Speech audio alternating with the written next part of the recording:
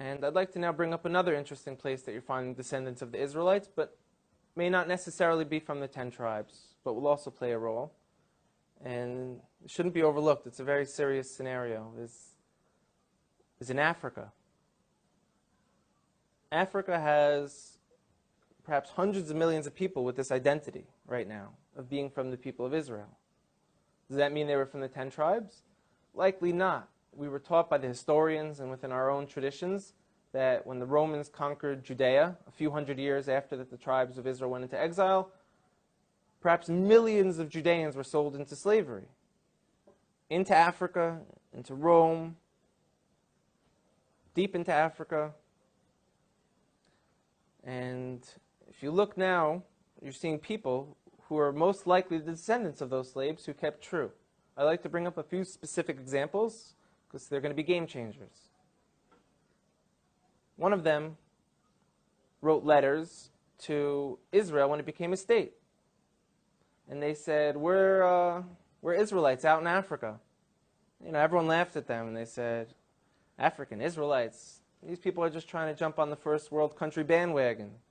They're living in a third world country. They got nothing. We're coming to Israel. We got innovation, technology. So they're trying to get on this train because there's such a thing called the right of return. All descendants of the Jewish people from around the world are able to move to Israel. So they said we are also. And everyone kind of laughed at them, like I said. And a few people took it serious and went out there and started studying them, learned about their culture. And a professor from Duke University went out there and did DNA testing on them. And he showed not only do they share Semitic genes from people who were in Yemen and back to the Middle East, these gentlemen, a large percent of them, have the Y chromosome to be Kohanim, to be priests.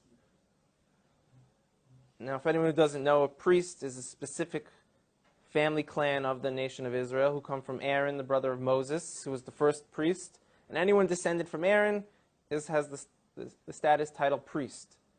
And we found that these men in this village in South Africa called Lemba, L-E-M-B-A, carry this genetic marker to let us know that they share the same as from the Sephardic and the Ashkenaz and the population of the people in Israel today. They share the same exact DNA marker.